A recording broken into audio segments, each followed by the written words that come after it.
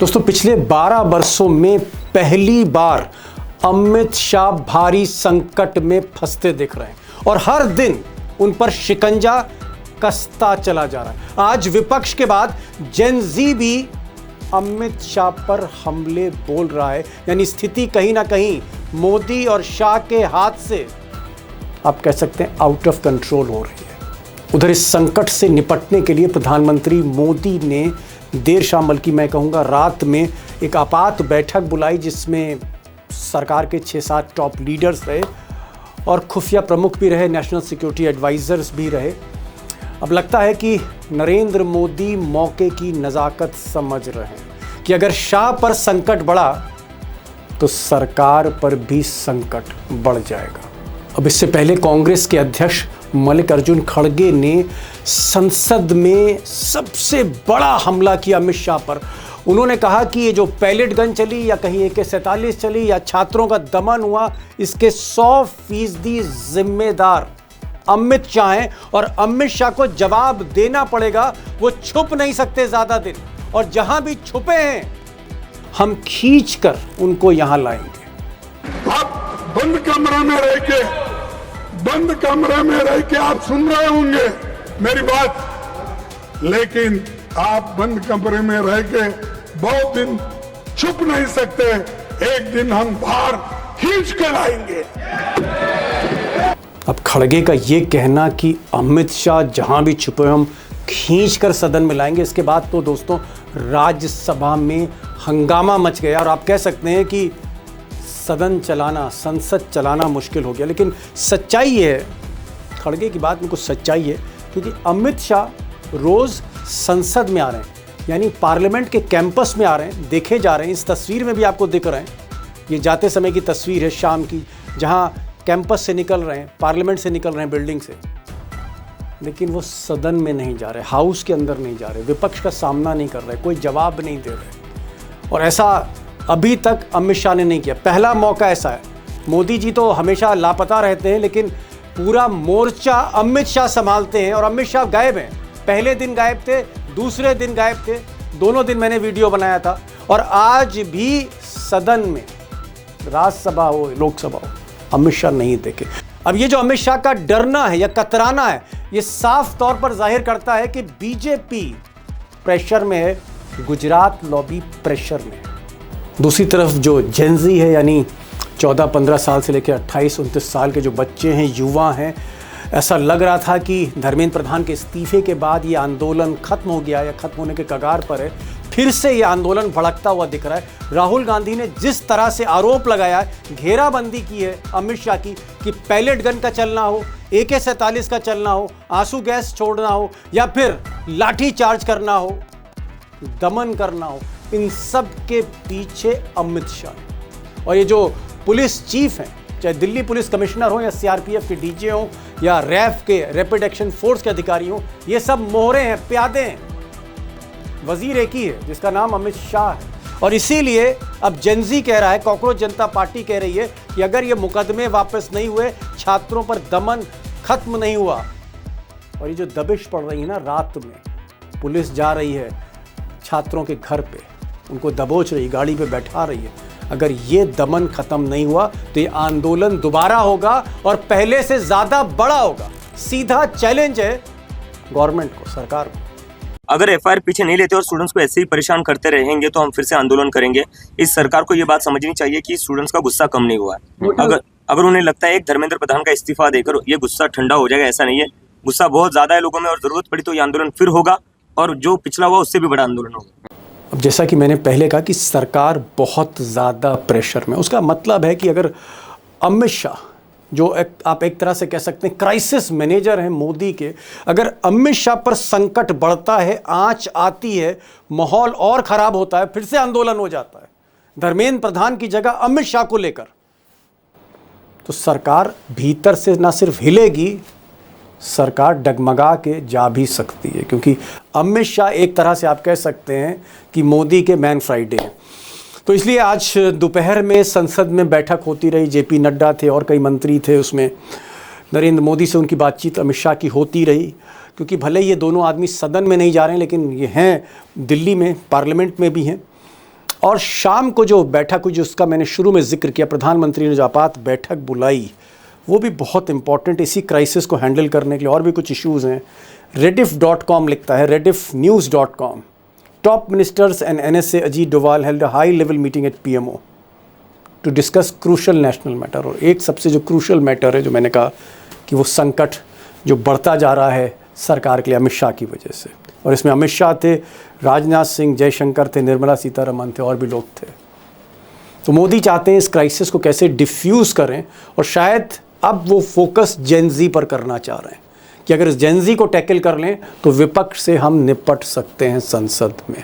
अब दोस्तों, आज की स्थिति अगर हम देखते हैं तो अमित शाह गृह मंत्री जिस तरह से वो कटघरे में खड़े हैं, या राहुल गांधी ने खड़ा कर दिया, बाद में जेन ज़ी भी आरोप लगा रहा है, सवालों की बौछार हो रही है। और इस पूरे, आप कह सकते हैं, दमन के लिए उनको जिम्मेदार माना जा रहा है कि बिना शाह की मर्जी के कुछ हो नहीं सकता था। जो पैलेट गन चली है या जो दमन हुआ है, बिना शाह के मर्जी के नहीं हो सकता है। सवाल एक ही है, अब एक ही सवाल है कि अगर जेन ज़ी जिसका ट्रेलर हमने 20 जुलाई को देखा दिल्ली में, जब मोदी को भागना पड़ा, एस्केप करना पड़ा पार्लियामेंट से, या जिसे रेस्क्यू कहा गया, अगर ये आंदोलन दोबारा बड़ा होता है, अगर जेन ज़ी अमित शाह के पीछे पड़ जाते हैं, जिद्दी जनरेशन है, जिद्दी जनरेशन, अगर ये पीछे पड़ गई धर्मेंद्र प्रधान की तरह अमित शाह के पीछे, तो फिर आगे क्या होने जा रहा है। और मैंने पहले भी कहा, अमित शाह पर संकट बढ़ना, सरकार पर संकट बढ़ना। अभी सवाल मुश्किल है और उसकी तह में जाना भी आसान नहीं है। आज मैंने इस देश के वरिष्ठतम पत्रकारों में से एक, जो हमेशा भीतर तक एनालिसिस करते हैं, लोग सुनते हैं, श्रवण गर्ग साहब को बुलाया। श्रवण गर्ग को मैंने इसलिए बुलाया क्योंकि वो दिल्ली में भी संपादक रहे बड़े अखबारों के, वो गुजरात में भी संपादक थे, और जब वो संपादक थे, एडिटर इन चीफ थे, उस वक्त मोदी शाह उभर रहे थे। आप कह सकते हैं कि ये शख्स जो 1975 में जयप्रकाश नारायण के आंदोलन में शामिल था, ये वो पत्रकार है जो नरेंद्र मोदी और अमित शाह को गुजरात से ट्रेल कर रहा है दिल्ली तक। श्रवण गर्ग गहरा बोलते हैं, गौर से सुनिएगा। गर्ग साहब, पहला सवाल ये, क्या आपको लग रहा है कि जिस तरह से संसद के भीतर और संसद के बाहर अमित शाह की घेराबंदी हो रही है कि भाई ये जो पैलेट गन चली, किसने ऑर्डर दिया, उस पर पुलिस खामोश है, सरकार खामोश है। और पहली बार वो अमित शाह जो मोर्चा संभालते थे मोदी के एब्सेंस में, राज्यसभा में, लोकसभा में, हर वक्त वहीं सदन में दिखते थे, पहली बार वो गायब हैं, संसद परिसर में हैं, सदन जाने की हिम्मत नहीं हो रही। क्या अमित शाह अपने कैरियर के सबसे मुश्किल वक्त का सामना कर रहे हैं? जी बिल्कुल ठीक है। ये अमित शाह ने कभी देखा नहीं होगा कि इस तरह की स्थिति आएगी। इसमें सवाल ही दो हैं। सवाल पहला ये है कि अमित शाह संसद में हैं और सदन में नहीं है। जी, संसद में है पर जेपी नड्डा के साथ, अधिकारियों के साथ, किरण रिजिजू के साथ लगातार बैठकें कर रहे हैं।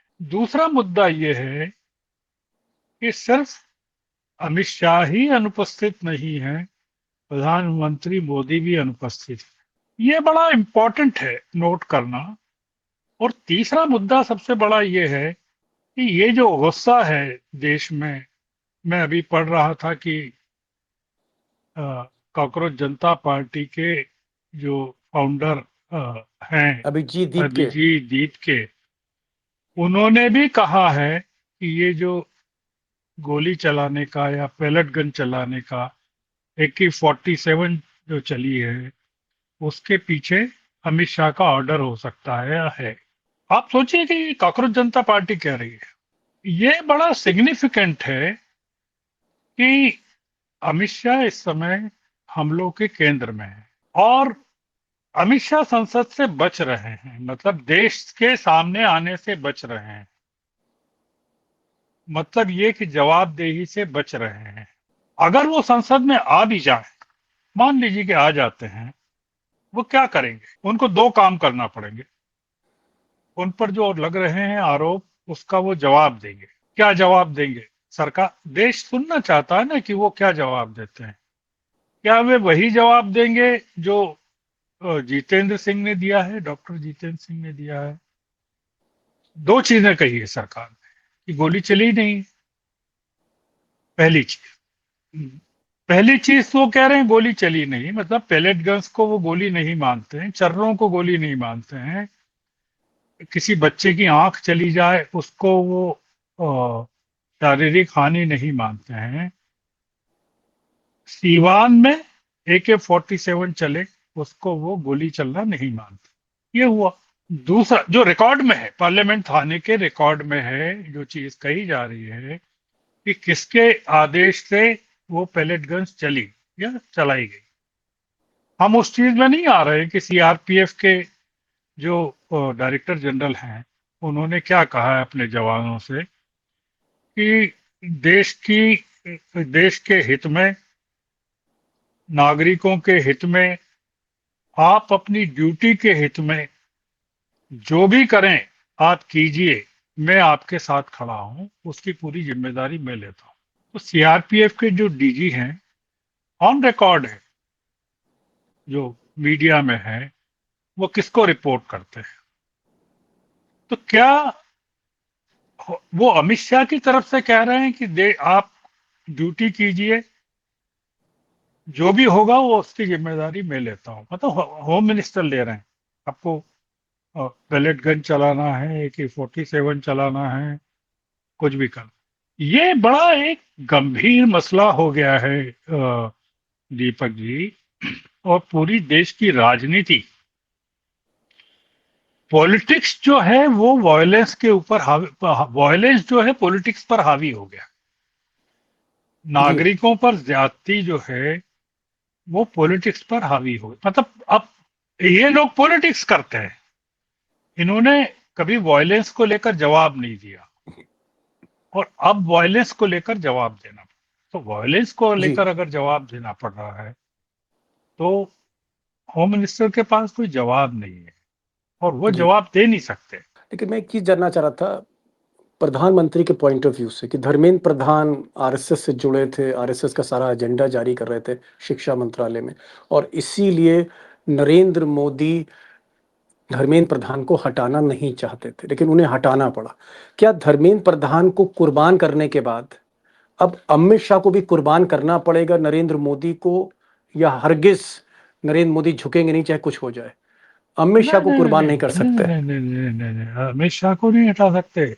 अमित शाह को, पहली चीज तो मोदी जी की हिम्मत ही नहीं है कि अमित शाह से कहें कि आपको मैं हिम्मत हटा नहीं देता हूं। गर साहब ये क्यों कह रहे हैं आप कि प्रधानमंत्री की हिम्मत नहीं है? प्रधानमंत्री का जो सबसे बड़ा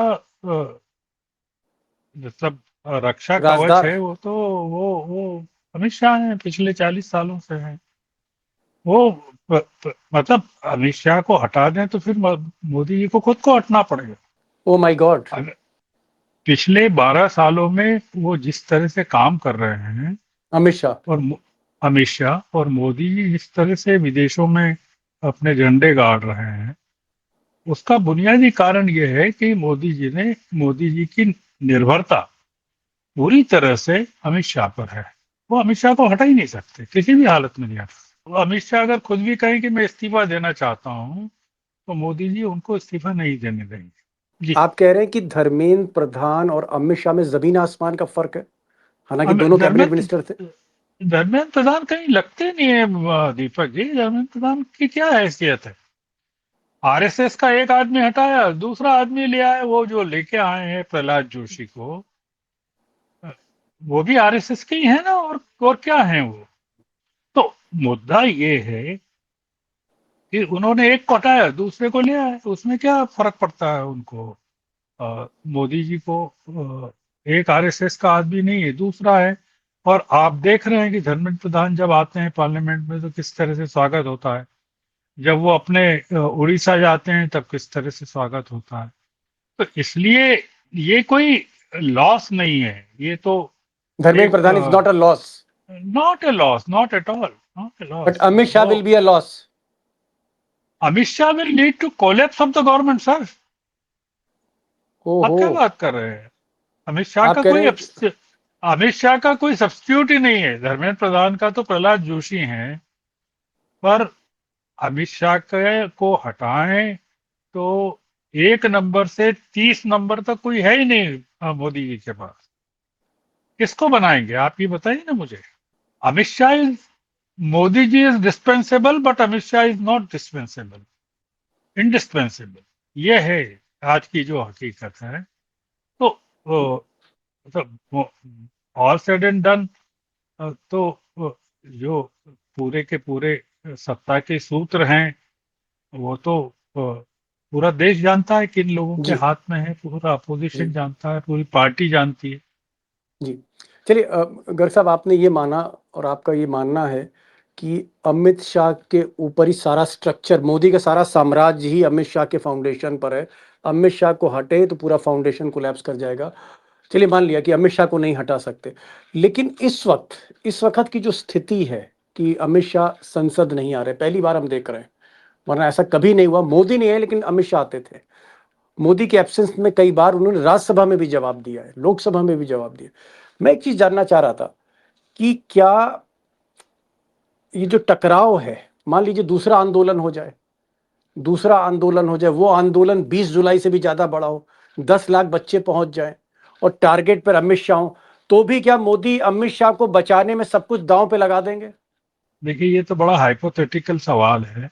मैं एक चीज ये कहना चाहता हूँ कि जो आंदोलन चला जंतर मंतर पर वो अभी बंद नहीं हुआ है, वो चल रहा है। भोपाल में किसानों ने जो किया, आपने अगर भोपाल की जी हाँ, मैं रिपोर्ट देखा। देखी हो, जी सरकार हिल गई और पूरी की पूरी मांगे मानना पड़ी किसानों की। 3 दिन में, 4 दिन में वो बैरिकेड्स तोड़कर आ, मोहन यादव के घर से बहुत कम दूरी पर रह गए थे, केवल 2-3 बैरिकेड्स और बचे थे।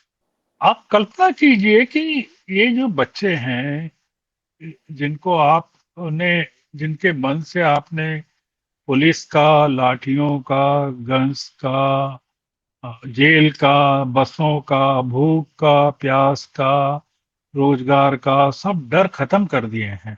उन बच्चों के पास लूज करने को कुछ नहीं है और आपके पास लूज करने को बहुत कुछ है। पूरी सत्ता है आपकी, आपके पास जो आपने वेस्टेड इंटरेस्ट का जो इंफ्रा खड़ा किया है पूरे देश में, वो कोलैप्स होने वाला है।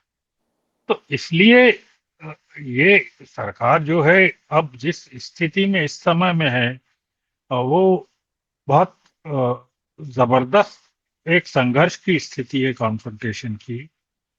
और उसमें डेमोक्रेटिकली ये सरकार कैसे निकल सकती है इस संकट से, वो देखने की बात है कि डेमोक्रेटिकली निकल पाती है कि नहीं निकल पाती जी है, या हाई हैंडेडनेस पर उतरती है, या एक तरह के क्रैकडाउन पर उतरती है। ये जो सज्जन है अमित शाह जी, उनका जो यकीन रहा है कथित तौर पर, एलिजेडली, वो डेमोक्रेटिक नॉर्म्स पर रह ही रहा है।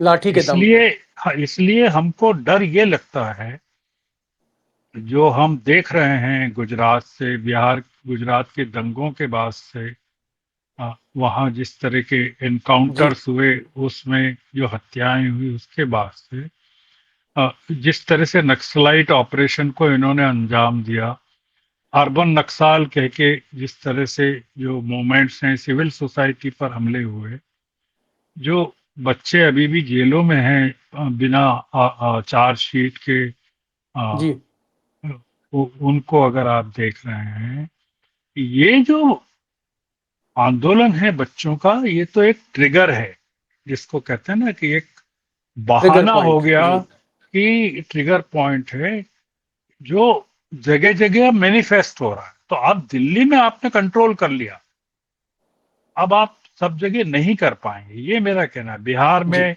असम में, बंगाल में, आपके जितने स्टेट्स हैं, उत्तराखंड है, यूपी है, सब जगह ये, मतलब आप सोचिए कि जितने जगह चल रहा है वो सब बीजेपी के स्टेट्स हैं। आपने ये जी। सवाल नहीं पूछा मुझसे कि ये आंध्र में क्यों नहीं है, तेलंगाना में क्यों नहीं है, कर्नाटक में क्यों नहीं कर्नाटक है, में क्यों नहीं? तमिलनाडु में क्यों नहीं है। तमिलनाडु में अगर है तो इनके समर्थन में है, इन बच्चों के, वो वहां की सरकार के खिलाफ नहीं है। जी केरल में एक क्यों नहीं है? जी। पंजाब में भी नहीं है और जम्मू कश्मीर में। मैं एक अंतिम सवाल पर आ रहा हूँ। एक पत्रकार के तौर पे और राजनीति को भी आप समझते हैं, सिस्टम को समझते हैं। क्या आपको लगता है, और आप एक ऐसे शख्स हैं जो गुजरात में आप संपादक रहे, तो मोदी और शाह को बहुत करीब से देखा है, दिल्ली में भी करीब से देखा है। क्या अमित शाह, क्या आप मानते हैं कि अमित शाह की सहमति के बिना, उनकी मर्जी के बगैर, क्या पुलिस कमिश्नर दिल्ली के या सीआरपीएफ के डीजी, क्योंकि सीआरपीएफ और रैपिड एक्शन फोर्स भी वहां पर थी, क्या अमित शाह की मर्जी के बगैर दिल्ली पुलिस कमिश्नर, सीआरपीएफ के डीजी बच्चों पर पैलेट गन चला सकते थे, या जो बच्चों पर जिस तरह से लाठी, जिस तरह से बरपी है, क्या अमित शाह की इसमें सहमति थी? क्या अमित शाह को आप मानते हैं कि कहीं ना कहीं अमित शाह ने की एक सहमति हो रही होगी? अगर अमित शाह चाहते तो ऐसा ना होता। देखिए, मैं ये नहीं कह रहा हूँ सहमति रही हो, मैं ये भी नहीं कह रहा हूँ कि उन्होंने ऑर्डर किया होगा। ये अब राहुल गांधी ने आरोप लगा दिया है तो ये ओनस उन पर है कि वो उस चीज को प्रूव करे। मैं केवल एक चीज कह रहा हूँ, इस सरकार की पूरी मशीनरी एक एक इंच के फुटेज को मॉनिटर कर रही थी, फेस रिकॉग्निशन हो रहे थे। पेलेट गन के हाथ में आते ही, पहला छर्रा बच्चे को लगते ही अमित शाह चाहते तो उसको रोक सकते थे। ये मेरा कहना है। अगर 2 राउंड चले, ज्यादा गोलियां चली, तो पहले राउंड पर, पहले छर्रे पर, बच्चे के चेहरे पर, उसके शरीर पर पहली गोली से पहले छर्रे पर रोकी जा सकती थी। कहा जा सकता था कि ये आप क्यों कर रहे हैं। AK-47 जैसा कि बिहार में चली जो चिदम्बरम साहब ने राजदीप सरदेसाई के साथ इंटरव्यू में कहा, उसको तो बहुत ही सुरक्षित तौर पर रखा जाता है, उसमें रिजर्व में रखा जाता है। उसके तो इस तरह के प्रोटेस्ट में हाथ में आने का कोई सोच भी नहीं सकता। तो वो अगर AK-47 बाहर आई है और बिहार के होम मिनिस्टर, बिहार के होम सेक्रेटरी, केंद्र के होम सेक्रेटरी या minister of state for home या होम मिनिस्टर के संज्ञान में अगर ये फोटो भी आ गया कि AK-47 किसी के हाथ में है, उसको तुरंत सस्पेंड किया जा सकता था, उसको तुरंत बाहर निकाला जा सकता था, उसको रोका जा सकता था। हमको ये लगता है कि इसमें अगर रोका नहीं गया है और होने के बाद भी कोई कार्रवाई नहीं हुई है, और कार्रवाई नहीं होने के बाद भी सीआरपीएफ के डीजी अगर ऐसा कह रहे हैं, तो हमको ये लगता है कि जो होम मिनिस्ट्री है या होम मिनिस्टर है, जी, उनको कोई आपत्ति नहीं रही होगी। क्या उन्होंने इसको एक तरह का साइलेंट अप्रूवल रहा होगा कि नहीं तो मौन सहमति, वॉट एवर, कि ऐसे मामलों में कोई रिटर्न ऑर्डर तो होते नहीं है। तो ये हम कह सकते हैं कि क्या श्रवण गर्ग, आखिरी में क्या आप अमित शाह की सारी भूमिका है इसमें, जिस तरह से वो तंत्र चलाते हैं, रिमोट उनके हाथ में रहता है सरकारों का, क्या अमित शाह की भूमिका आपको संदेहास्पद लगती है? क्या वो शक के घेरे में आपको दिखते हैं? मैं ये नहीं कहूंगा, आप जिन शब्दों में कह रहे हैं, मैं कहूंगा कि सरकार को बचाने के चक्कर में उन्होंने सरकार को बहुत बड़े गहरे संकट में डाल दिया। मैं केवल ये कहूंगा। तो ये गर्ग साहब थे, उन्होंने बहुत एक सटीक बात आखिर में की।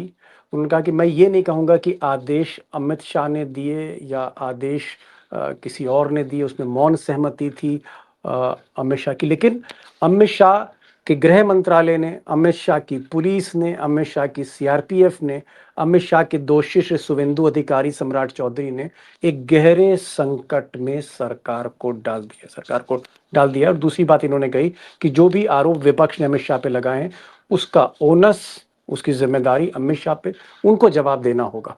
बहुत बहुत शुक्रिया श्रवण साहब, आप आए, बहुत दिन बाद आए, बहुत अच्छा लगा आपसे बातचीत करके। Thank you so much for joining this programme.